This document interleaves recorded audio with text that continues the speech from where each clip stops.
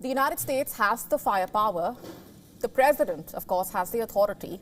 Iran sitting in Washington's crosshairs. So far, the order to strike from the US has not come, even as the US president has surrounded Iran with American warships, air defenses, and troops. The military posturing alone, signaling readiness for war.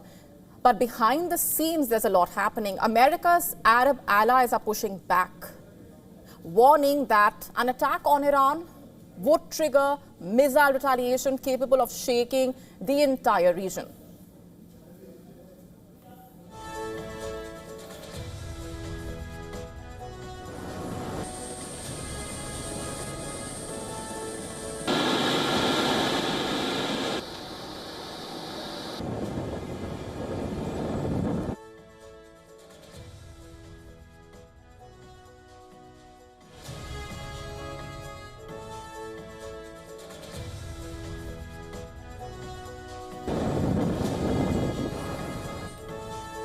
Now, this is not just about diplomacy, it's about fear of Iranian missiles targeting US bases in West Asia, fear of Arab nations getting caught in the conflict, fear of a regional war that spirals out of control.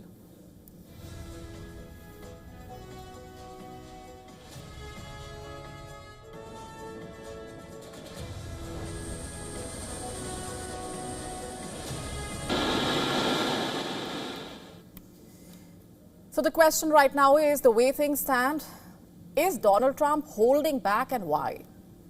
Now, is this Iran's deterrence, or is it about the non-cooperation from Arab allies who refuse to host another American war?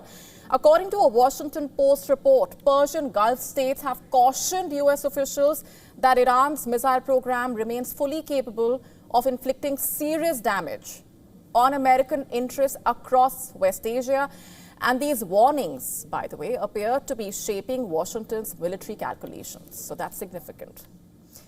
And the Trump administration, remember, initially floated the idea of military action as massive protests erupted inside Iran against its ruling system and the supreme leader. But the White House has since shifted gears, it seems, pushing Tehran back towards nuclear negotiations instead of open conflict. Washington continues to demand that Iran halt its nuclear program, restrict missile development, and end support for allied armed groups in the region. And Tehran appears to be on the same page regarding discussions on its nuclear program.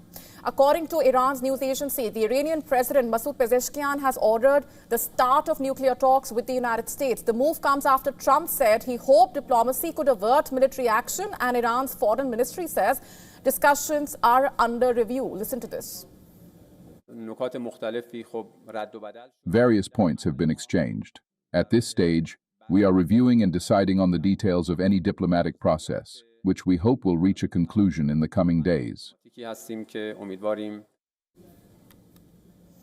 Iran says it expected a framework for negotiations with the United States would be ready in the coming days. But this diplomacy is unfolding under the shadow of missiles. After a US strike on Iran's nuclear program in June last year, Tehran retaliated with a symbolic missile barrage on the Al Udeid air base in Qatar. And that attack caused no casualties, but Iran has warned to US allies in the region that future strikes would be neither symbolic nor restrained. And with Iran's supreme leader Ayatollah Ali Khamenei yesterday warning that any US strikes on Iran would lead to regional war, to which this is what Donald Trump had to say. Sir, on Iran, the supreme leader today said that U.S. attack could spark a regional war. Giving you response to that, sir? Why wouldn't he say that? Of course you're going to say that, but we have the biggest, most powerful ships in the world over there, very close, a couple of days, and hopefully we'll make a deal. If we don't make a deal, then we'll find out whether or not he was right. The thing is, Iran possesses a large, short and medium-range missile arsenal. Missiles can strike targets up to 700 kilometers away, putting US bases across Iraq, Kuwait, Bahrain, Qatar, and the UAE within reach. While the Shahab-3 ballistic missile extends that range to nearly 2,000 kilometers. Now, according to the Wall Street Journal report, Iran retains mobile launchers, stockpiles, missile production capacity, including more than a dozen military bases and tens of thousands of troops. According to experts, Iran has more missiles than Gulf Cooperation Council members have air defense missiles. That's significant.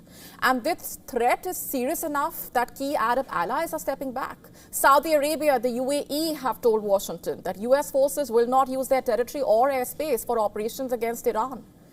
Just a short while back, Jordan's top diplomat assured his Iranian counterpart that the kingdom would not allow its territory or airspace to be used to launch attacks against Tehran.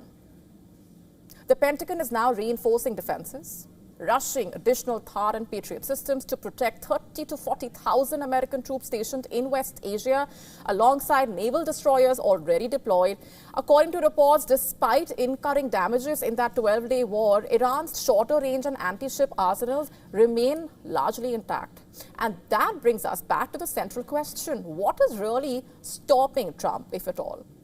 Is it about Iranian deterrence? Is it Iranian missiles, their range? Or is it resistance from the Arab allies? To stay up to speed with the latest news, download the WION app and subscribe to our YouTube channel.